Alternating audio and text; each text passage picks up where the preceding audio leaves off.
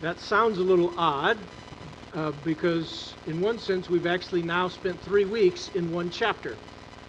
But for those of you who may not have been here for all of that, it's a little bit different because we're taking segments of 2 Samuel 16 that occur in two different places. So in 2 Samuel 15, we talked about three individuals who were introduced in that chapter who were friends of David.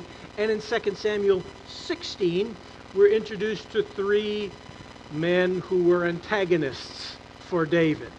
And so 2 weeks ago, we looked at Shimei, or rather, we looked at Ziba and Mephibosheth, and then last week we looked at Shimei, and then today we're going to look at a man whose name we've introduced already in the study of David. His name is Ahithophel, and we mentioned several weeks back when his name first occurred. Ahithophel, we learned later, was the grandfather of Bathsheba. Now, that is going to become relevant tonight because Ahithophel sided against David when Absalom led a revolt on David. And so we're going to see that Ahithophel, who formerly was David's counselor, later turned against him. Now, in 2 Samuel 16, what I'd like to do, we're going to look at several different sections to cover the story of Ahithophel and another of David's counselors. But to get to that, let me back up just a little bit into chapter 15 because I want to highlight two things that I think sort of serve as the groundwork for the study that we're going to look at tonight on Ahithophel and another man named Hushai. So in 2 Samuel 15, I want you to look back at verse 25. So this is 2 Samuel 15, verse 25. The king, David, said to Zadok, "Return the ark of God to the city. If I find favor in the sight of the Lord, then he will bring me back and show me both it and its habitation." Now, the impact or significance of that statement is David refused to take the Ark of the Covenant with him when he fled the capital. So what that meant was those who were assigned to care for the Ark of the Covenant, in this case the priests, necessarily stayed in Jerusalem with the ark. That's going to become relevant tonight. So David refused to take the Ark of the Covenant with him, and here he seems to suggest, one, I don't want to presume on the Lord, and two, perhaps the Lord will see that and then return favor to me. And so that is one step of background that I want to see. And then a couple of verses later in 2 Samuel 15, verse 32, we looked at this a few weeks ago. We are introduced to a man named Hushai, who is a fascinating man, and we're going to see tonight sort of a companion part to his story. So beginning in verse 32, 2 Samuel 15, it happened as David was coming to the summit where God was worshipped. Behold, Hushai the Archite met him with his coat torn and dust on his head. And David said to him, "If you go over with me, you'll become a burden to me. But if you return to the city, say to Absalom, I will be your servant, O king, even as I was your father's servant in times past, so now I will be your servant. Then you can foil the advice of Ahithophel for me. Are Zadok and Abiathar, the priests, not there with you?" So, again, the people in charge of the Ark of the Covenant. "So it shall be that whatever you hear from the king's house, you report to Zadok and Abiathar the priests. Behold, their two sons, that is the sons of the priests, are there with them, Ahimaaz, Zadok's son, and Jonathan, Abiathar's son, and by them you shall send me everything that you hear." So Hushai, David's friend, came to the city, and Absalom came into Jerusalem. Now, just note something about Hushai. Hushai here is described as David's friend. That's what we see in the last part of verse 37. But as you look in the next chapter, in verse 16, we're going to see Hushai carrying a different capacity. He was a friend, but he also had some counseling responsibilities. In fact, the writer of 1 Chronicles 27 describes him as friend, but we see him as counselor. So picture Hushai sort of as a personal advisor to David, who also was a friend for him. Now, David is asking a lot of his friend. David, remember, is fleeing the capital. Absalom is leading a revolt against his father. And so David says to his friend Hushai, who met David outside the city, I'm going with you. And David said, look, if you go with me, it's not really going to help me. Let me tell you what's going to help me. If you go back to Absalom and be a double agent. That's what he's asking Hushai to do. I want you to go back to the capital, and I want you to do two things. Number one, Ahithophel is there, and he usually gives advice. So here's what I want you to do. When the moment comes, I want you to counter Ahithophel's advice for me. So, one, he is there to sort of undermine Ahithophel's advice, and then two, he is there through a string of connections to get word back to David. So you won't be able to leave the capital. So here's what I want you to do. Whatever you hear from Absalom, you report to the priests. They'll report it to their children, and they can come and tell me what's going on in Jerusalem. David's a smart man. Now, he's asking a lot of his friend. I want you to be a double agent for me. What he's asking Hushai to do is risky for Hushai to do. If Absalom were to find out what Hushai was doing or where his loyalties lie, then he would probably put him to death. So David is asking a lot of his friend Hushai. So that's the background of the text that we're going to look at tonight in 2 Samuel 16, beginning in verse 15. All right, so formerly, David probably had many other advisors, but the two primary advisors that we know about are Ahithophel, Bathsheba's grandfather, so undoubtedly older. Hushai, David's friend, probably similar in age to David. All right, so now with that background and David's assignment for Hushai, look with me in 2 Samuel 16, beginning in verse 15. Then Absalom and all the people and the men of Israel entered Jerusalem, and Ahithophel with him. Now, it came about when Hushai the Archite, David's friend, came to Absalom, that Hushai said to Absalom, "Long live the king! Long live the king!" But Absalom said to Hushai, "Is this your loyalty to your friend? Why did you not go with your friend?" So Hushai said to Absalom, "No, for whomever the Lord this people and all the men of Israel have chosen, his I shall be, and with him I shall remain. Besides, whom should I serve? Should I not serve in the presence of his son? Just as I have served in your father's presence, so I will be in your presence." Now, Absalom knows the relationship between David and Hushai, and so when Absalom enters into the city, now having usurped the throne from his father, Hushai's there. Now, we expected Ahithophel to be there. He expected Ahithophel to be there. Hushai's there because David asked him to be there, and Absalom is a little hesitant. He's unsure. Why are you here? Why didn't you go with my father? Well, he intended to, which is an interesting. Why didn't you go with my father? And Hushai says, notice, he says exactly what David asked him to say. So he not only is doing what David asked him to do, he's sort of rehearsing the lines that David gave him. And so, "Long live the king." And Absalom says, is this how you show loyalty to your friend? And Hushai says, "Well, I served your father. I'll serve you."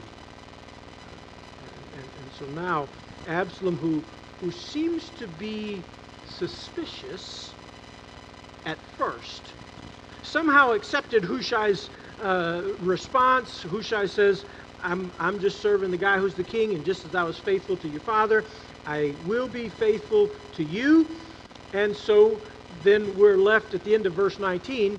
Apparently Absalom welcomes Hushai into the kingdom, into the capital, and into the inner circle. And this is where this is going to become important as we get into the next chapter.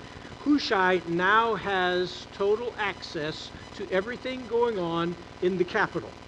All the information. Nothing is sequestered. Nothing is secret from Hushai, because Absalom has no idea that Hushai is going to tell everything he knows to the priests, who are going to tell it to their children, who are going to tell it to David.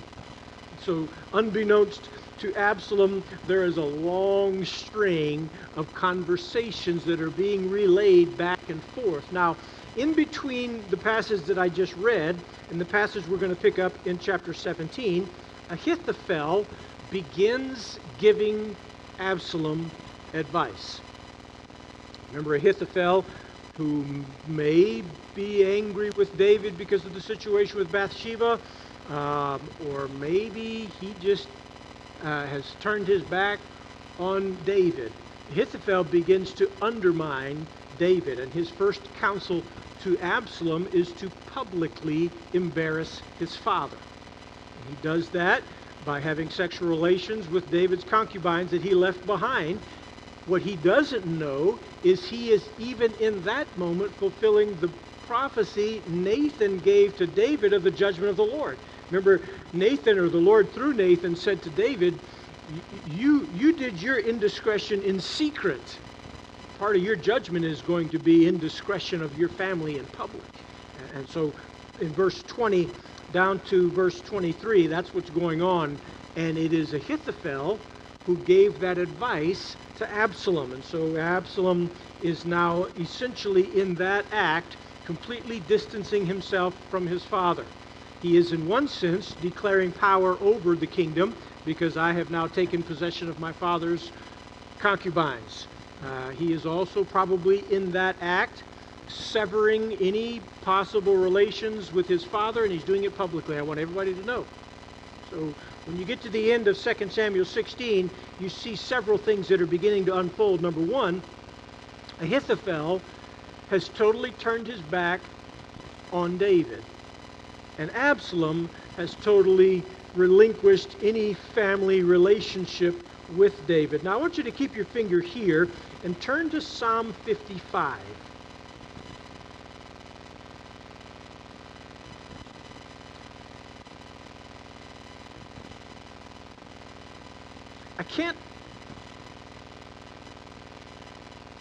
I can't prove with certainty what I'm about to suggest to you, but I'm going to tell you what I think is happening in Psalm 55, and we're going to look primarily at verses 12 through 14.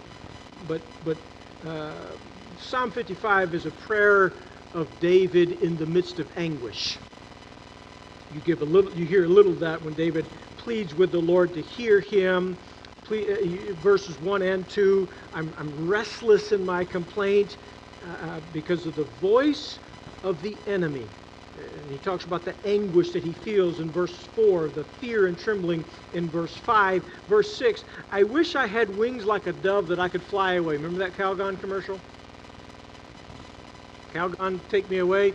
David says, I wish I had wings like a dove so I could fly away. I'd flee far away. I'd hurry to a place of refuge. And then he sort of, in sort of an imprecatory kind of way, God, get them, confuse them, Lord, divide their tongues. I've seen violence day and night. Now, verse 12. It's not an enemy who taunts me, then I could endure it. Nor is it one who hates me, who has exalted himself against me. Then I could hide myself from it. But it's you, a man, my equal, my companion, my confidant. We who had sweet fellowship together, we walked in the house of God among the commotion. Now, I think here in Psalm 55, 12 through 14, David's talking about Ahithophel. My friend, my confidant, we had sweet fellowship together, we walked through the house of the Lord together, and you turned your back on me. And David maybe there was another friend who did that, but here the anguish of David, who is remembering someone who was his friend, who's now stabbed him in the back. And that seems to be a picture of Ahithophel for David. They were friends. Now Ahithophel has turned his back on David, and David is grieved by the loss of his friend. And so as we get to chapter 17, the kingdom is now in the hands of Absalom, and so he's looking to seal the deal. He's looking to totally overwhelm David. So no way David could retaliate, and so he calls his advisors for advice. First, he calls Ahithophel. He's already followed Ahithophel's advice at the end of chapter 16 by embarrassing his father publicly, and so he calls Ahithophel back. Hey, I want to finish David off. What do I need to do? And so Ahithophel, in the first 4 verses of chapter 17, gives a very succinct instruction to Absalom. David's probably weary. His people are probably tired. You don't need a lot of people. You don't need the whole army. You need a sneak attack. You need to attack David while he's not looking, while he's not prepared. You'll overwhelm him. And so Ahithophel says, I would strike and kill the king when he's alone, and don't kill anybody else. That's Ahithophel's advice. Attack just David, and then all the people will follow you. So sneak attack him at night when he's not ready. They're already tired anyway because they've just been in sneak attack and take out David. Everybody else will follow you. All right, that's Ahithophel's advice. Now, we're not told why Absalom needed more advice. He's been following Ahithophel's advice already. Maybe he didn't really like that advice. Maybe he's just trying to get some context. So when we pick up the story in verse 5 of chapter 17, now Hushai re-enters the story. Hushai's moment is here. All right, he's been waiting. He's been patient. He's been holding back, waiting the right moment, playing it cool until Absalom comes to him. He's not initiating it. He's a double agent, but he's smart about it. So he's waiting for that opportunity. And now Absalom is coming to Hushai. And I want you to hear the encounter and then Hushai's response. So, verse 5. Nevertheless, even the writer he's not entirely clear why Absalom needs more advice. Nevertheless, Absalom said, now call Hushai the Archite also, and let's hear what he has to say. So Hushai came to Absalom. Absalom said to him, Ahithophel has proposed this plan. Should we carry out his plan? If not, say so yourself. So Hushai said to Absalom, this time the advice of Ahithophel is not good. Then Hushai said, you yourself know that your father and his men, they are warriors and they are fierce like a bear deprived of her cubs in the field. Your father's an expert in warfare. He won't spend the night with his people. Behold, he has now hidden himself in one of the ravines or in another place, and it will be that when he falls on them at the first attack, whoever hears it will say, there has been a slaughter among the people who follow Absalom. Even the one who is valiant, whose heart, like the heart of a lion, will completely despair. For all Israel knows your father is a mighty man, and those who are with him are valiant men. I advise that all Israel be fully gathered to you from Dan to Beersheba, like sand that's like the sea in abundance, and that you personally go into battle. Then we'll come on to him in one of those places where he can be found, and we will fall on him just as the dew falls on the ground, and of him and all of his men who are with him, not even one will be left. And if he withdraws to the city, then all Israel will bring ropes to the city, and he'll be dragged out into the valley until not even a pebble is found there. And Absalom and all the men of Israel said, the advice of Hushai the Archite is better than the advice of Ahithophel. For the Lord had ordained to foil the good advice of Ahithophel in order for the Lord to bring disaster on Absalom. Now we begin to see a little bit of a more full picture. Absalom requested advice from Ahithophel, who is normally a good counselor, and Ahithophel gave him his advice. Hushai is waiting for that moment, and now his moment comes, and Absalom looks to him and says, hey, this is what Ahithophel said. Now, foolishly, Absalom relays to Hushai everything of Ahithophel's plan. So now, Hushai already knows everything that Ahithophel has already said. And then Absalom says, now, what do you think? So Hushai is smart. He says to the king, well, this time, his advice is not good. The implication is normally he gives pretty good advice, but this time it's not good. And there's an interesting, fascinating discussion between Ahithophel and how they present their information, not just the strategy that they presented, but how they presented their strategies. So think about it this way. Ahithophel's strategy, surprise attack, kill just David. Hushai's strategy, wait, amass an entire army, and kill all of them.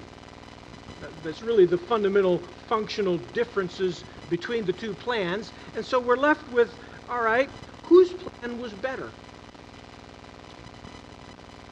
And maybe you're thinking, well, one plan is surprise attack at night, and maybe David's men are tired, but this plan over here is you get all of your forces together and maybe overwhelming the entire army so that they can't rise up again. Maybe that's a better plan. But that misses the bigger picture of what's going on here. So, was Hushai's advice better than Ahithophel's? Maybe, but that's not really the relevant question here. Because when you get to the last verse of that section I just read, so you get to verse 14 and the last part of verse 14, you and I know something that the actors in the story didn't know. Okay, because there's all these information going on. I got this advice, they're totally different strategies. Maybe this one would work, maybe this one would work, but that's not really the relevant question, because the relevant question gets answered here in the last part of verse 14. It doesn't really matter whose plan was better. Why? Because the Lord had already ordained. So, let's just say hypothetically, their plans were different. And Ahithophel said, well, I think you should amass an entire army and wait and kill all of them. And Hushai said, well, right now, that's not good advice. You should do a surprise attack. The end result would have been the same. Because the key to the victory was not in the plan that either of them are unpacking. The key to the victory is here in the last part of verse 14. The Lord had already ordained to foil whatever Ahithophel is going to say. Well, why? Because he was bringing disaster on Absalom. So there's another actor in the story overwhelms any other detail of the text. So the most important thing is not whose plan was better. Maybe this plan's good. Maybe this plan was better.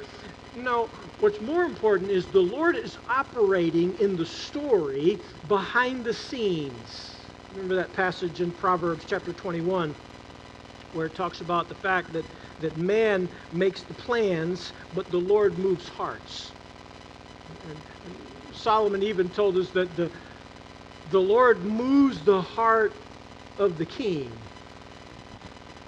I thought about that as I was reading that passage where, let me turn to it in Proverbs chapter 21 so you can kind of get the context of what I was thinking as I was preparing this thought about God moving the heart of Absalom.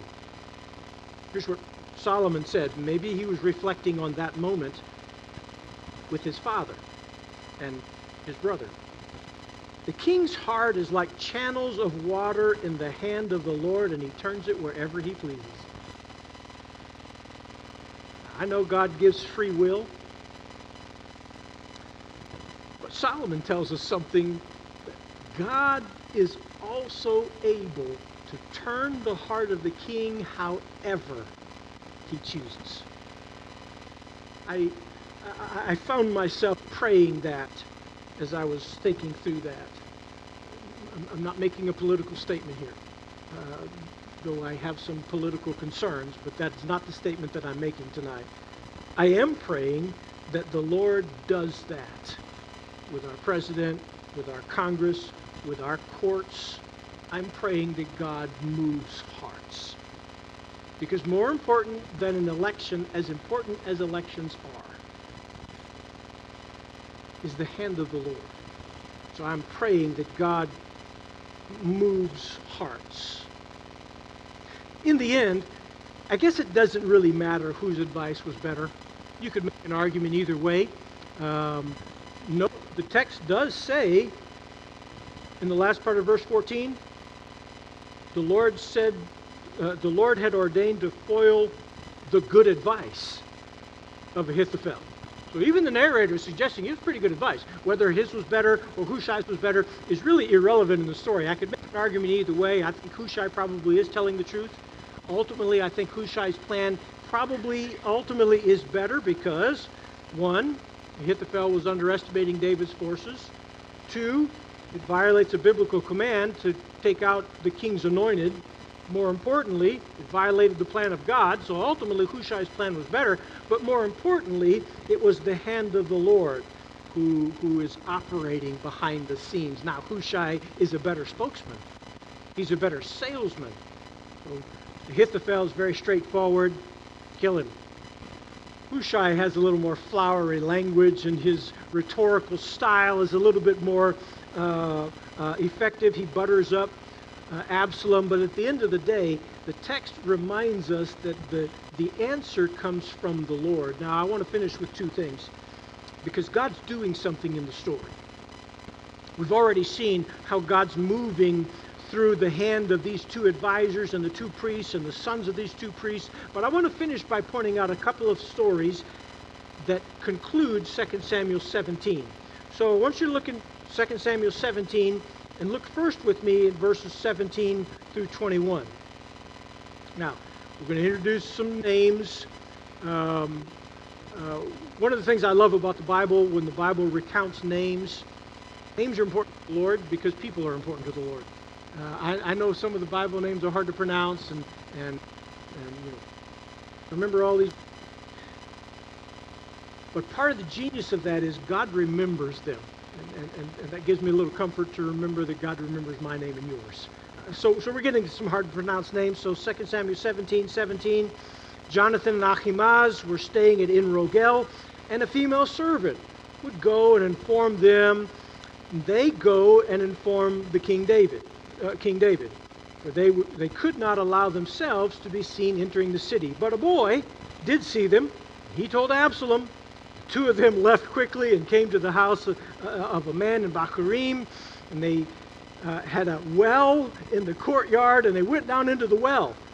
The woman took a cover and spread it over the well's mouth and scattered barley meal on it so you couldn't tell what it was, so nothing was known. And then Absalom's servants, because the boy told them, the Absalom servants came to the woman at the house and said, "Where are Ahimaaz and Jonathan?" And the woman said, "Well, they were here, but they crossed over the brook." Okay. And then verse 21, it came about after that they departed. So without belaboring too much, I want you to pause and reflect on something, because I'm going to point out two final things to kind of conclude this lesson. Number one, how God protected David, and then number two, how God provided for David. Okay, we've already seen how God preserved or God allowed the counsel of Hushai to prevail, because that was the hand of the Lord. But I want you to notice now how God used people. We're introduced to some names, and so we've already met Hushai. We've already seen the divine favor of God's counsel. We've already met the two priests and their sons who were involved in that. But now we pick up some more names in verse 17. And we meet a guy, the two sons of the priests, Jonathan and Ahimaaz, and where they were staying. And then there's a female servant who's there. And then there's a boy, and then there's an unknown man who has a well, and And then as you follow that story of the faithfulness of the two sons of the priests, the faithfulness of the female servant, and there's a tension of a narrow escape because Absalom finds that these sons of the priests were there, and he's probably thinking they're going to inform David, and so they go to this man's house who's unnamed in the story, and this man owns a well, and they crawl in the well, and the woman covers it up and hides them so that they can't be found when Absalom's servants come, and you begin to see how God arranged the circumstances and used people to protect David. God protected him.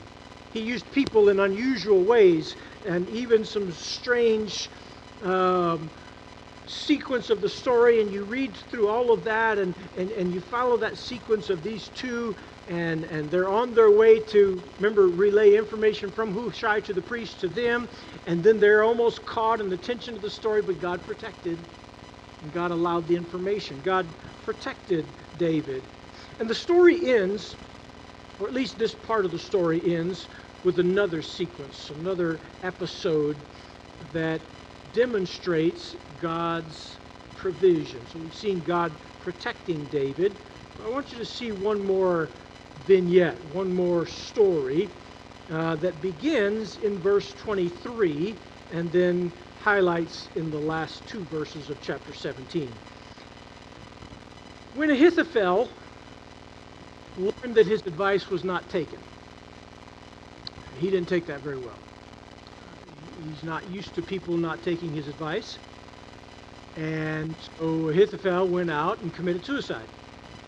He's one of 7 individuals in the Bible who committed suicide. And we have an interesting episode of Ahithophel who doesn't take rejection very well. Someone said he's sort of the Old Testament companion to Judas in the New Testament, where Judas betrayed Jesus and went out and killed himself, and Ahithophel betrayed David and ends up going out and killing himself. So the text says in verse 23, when Ahithophel saw that his advice had not been followed, he saddled his donkey, set out, went to his house, to his city, set his house in order, and he hanged himself and he died. And it's a strange epitaph of Ahithophel, who used to be David's counselor and used to be David's friend, and turned his back on David, and the Lord judged him. And you come to the end of chapter 17. We've seen how God has supernaturally protected David. I want you to see now how God provided for David. Look with me in verse 27. When David came to Machnaim, okay, more names, Shobi, the son of Nahash from Ramah, of the sons of Ammon. That's one man. Machir, second man, son of Amiel from Lo-debar. And Barzillai, third, the Gileadite from Rogelim. Okay, so these 3 men came. David and his men are still fleeing from his son. They've left the capital, and they left the capital in a hurry. So, undoubtedly, when they left the capital, they didn't have time to make preparations, get everything that they needed. And so 3 men met David. They met David at a key time when David was in great need. They met David when David couldn't provide for himself. So these 3 men, Shobi, Machir, and Barzillai, met David. Now these 3 men are interesting. Shobi is an Ammonite. They were enemies of Israel. Really, throughout the Old Testament, the Ammonites were enemies of Israel. But earlier in the story, David showed honor to the Ammonite leader. Probably there's a connection between Shobi, the Ammonite, now showing kindness to David, like David had showed kindness to the Ammonite leader. That's Shobi. Machir is the second one. Note what the text says about Machir, the son of Amiel from Lo-debar. Now there's a lot there, because when Mephibosheth is first introduced in the story, he was living in the house of Amiel in the town of Lo-debar. So Machir was living with Mephibosheth. So he learned of the kindness of David to Mephibosheth. and shows up to reward David at a time of David's need. And then Barzillai, who is described here as a Gileadite from a town called Rogelim. When we meet him in chapter 19, the text tells us more. He's 80 years old. And he and these other two came, and here's what I want you to see. Here's what they brought. They brought beds. They brought basins, pottery, wheat, barley, flour, grain, beans, lentils, roasted seeds, honey, curds, sheep, and cheese for David and the people who were with him to eat. They said the people are hungry and exhausted and thirsty in the wilderness. It's an interesting moment here. Samuel could have just said, God provided for David. But it goes into pretty excruciating detail. And I want you to see that and just pause for a second, because I'm visualizing David, who probably saw this like manna in the wilderness. This is a supernatural provision of God, but note what they brought.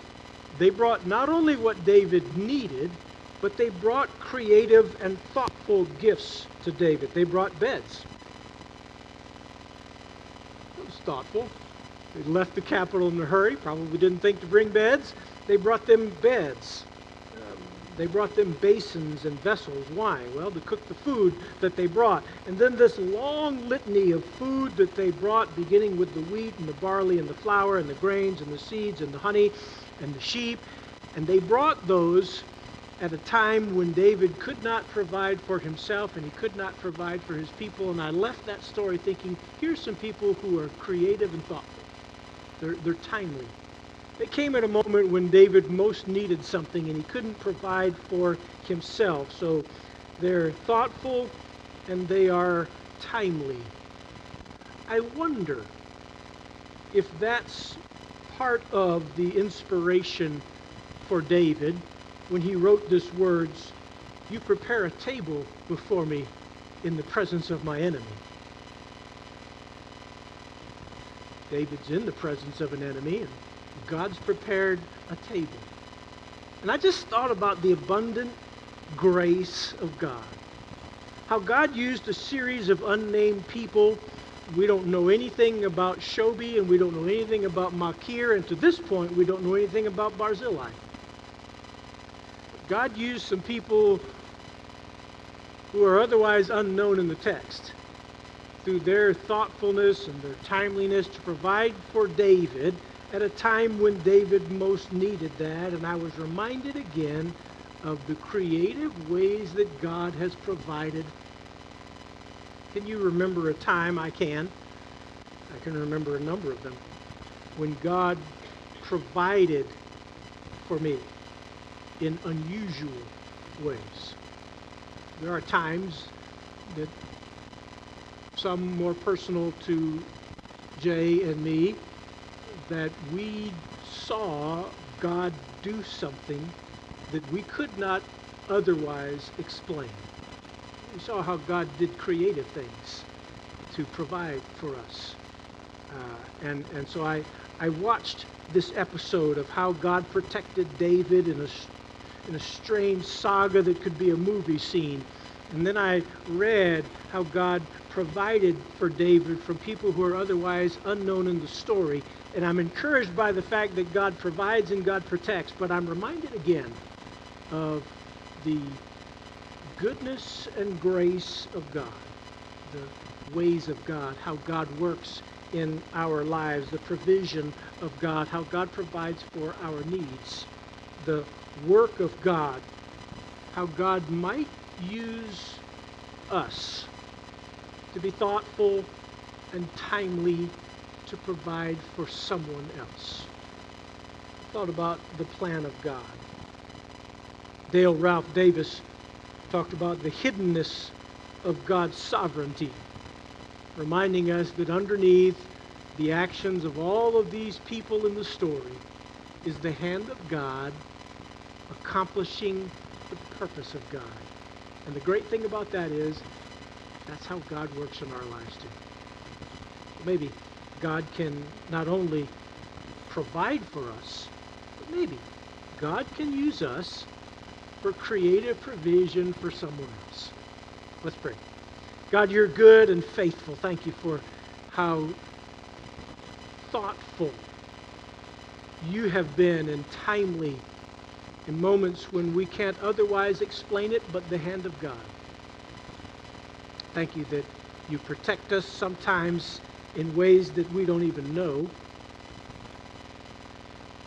and how you use us in the lives of others. So thank you for how you protected David and how you protect us. Remind us this week to be sensitive to the leadership of the Lord in our lives, and maybe using us in the lives of someone else. I pray that in Jesus' name. Amen. God bless you. Have a great week.